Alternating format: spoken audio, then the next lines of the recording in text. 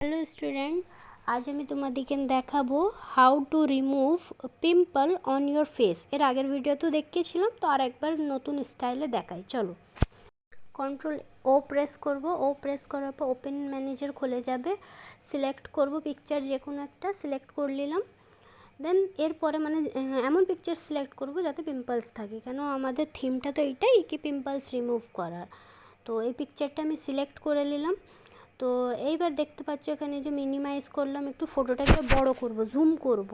তো জুম করার জন্য তোমার দুটো পদ্ধতি আছে। কন্ট্রোল ধরে প্লাস বাটনটাও ক্লিক করতে পারো, কিংবা মাইনাস বাটনটাও টিপতে পারো।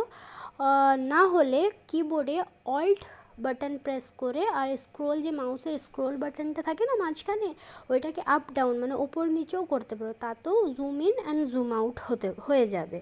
তো দুটো পদ্ধতি আছে, কন্ট্রোল ধরে প্লাস চিহ্ন, কন্ট্রোল ধরে মাইনাস চিহ্ন। কোনো অসুবিধা নেই, যেটা তোমাদের ভালো লাগবে করতে পারো। তো আমি এটা একটু জুম করে দিই, কেন জুম করলে তবে আমি দেখতে পাবো ক্লিয়ারভাবে কি কোন জায়গাটা এক্স্যাক্ট আমাকে রিমুভ করতে হবে। তো দেখো, তার জন্য আমরা এই যে টুলস আছে, তো টুলসটাই আগে যাব।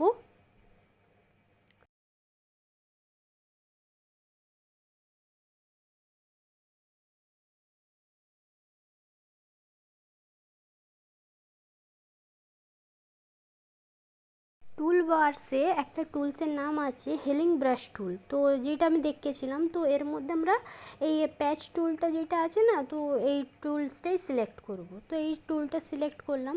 সিলেক্ট করার পর এবার আমরা ফেসেতে যেখানে পিম্পল আছে সেখানটা দেখব, কিন্তু তার আগে যদি তুমি ব্রাশের সাইজটা ইনক্রিজ ডিক্রিজ করতে চাও করতে পারো, আর মোডটা নর্মালি থাকবে, আর স্ক্রোলটা স্কোর যেটা আছে এটা এতেই টিক থাকবে, ঠিক আছে। আর একটা, ধরো এখান থেকে না তুমি ব্রাশের সাইজটাকে ইনক্রিজ ডিক্রিজ করতে পারো। আর যদি মাউসের দ্বারাই করতে চাও, তাহলে তোমাকে করতে হবে কি, মাউসের রাইট ক্লিক করবে। মাউসের রাইট ক্লিক করলে এটা খুলে যাবে এই ফাংশনটা। তো এখান থেকে না ইনক্রিজ ডিক্রিজ করতে পারো, ঠিক আছে।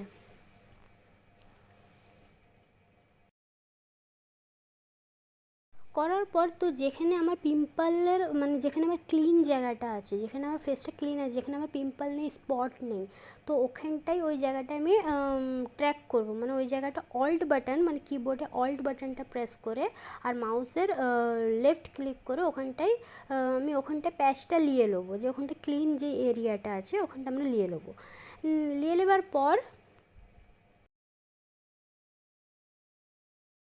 একটু পিকচারটাকে জুম করি, তাহলে ভালো করে আমি একটু তোমরাও দেখতে পাবে আর আমিও একটু সুবিধা হবে। তো প্যাচ টুলটা এটা নিয়ে নেবার পর যেখানে পিম্পলস আছে, যেমন আগের ভিডিওতে দেখিয়েছিলাম, ড্যাব ড্যাব করে যেখানে পিম্পলস আছে জাস্ট ক্লিক করবে। দেখো ক্লিক করলেই রিমুভ হয়ে যাচ্ছে, ঠিক আছে।